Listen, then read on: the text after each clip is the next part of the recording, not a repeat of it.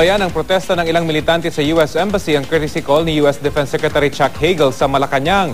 At may ulat on the spot si Carlo Mateo ng Super Radio DCBB. Carlo? Hanggang nagkatensyon sa harapan ng empahada ng Estados Unidos sa Rojas Boulevard, Maynila. Ito ay sa pagitan ng mga pulis Maynila at ng mga miyembro ng militanteng grupong Kilusan para sa Pambansang Demokrasya o KTD bilang pagsalubong sa pagdating ni US Secretary of Defense Chuck Hagel sa bansa. Sa umpisa ay mabibilang lamang sa daliri ang nagpasimuno ng kilos protesta hanggang sa ito ay nadagdagan kalaunan.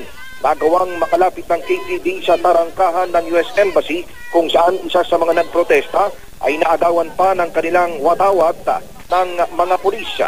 Wala namang nasugatan sa mahagyang tensyon sa pagitan ng mga pulis at ng mga rallyista. Mahagyang naitaboy ang mga nagpo-protesta, subalit nagawa pa nilang magsipagiga sa bahagi ng Rojas Boulevard.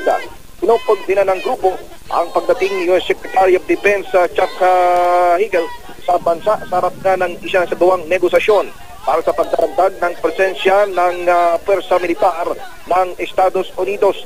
Para sa grupo, hindi welcome sa bansa ang pagdaong ng kanilang mga barkong nuklear at ng mga submarino ng Estados Unidos na naghahanda na umano matapos ang magbanta ng pagsalakay sa bansang Syria. Wala pa rin sa Maynila, dito si Carlo Mateo para sa Balitang Hali.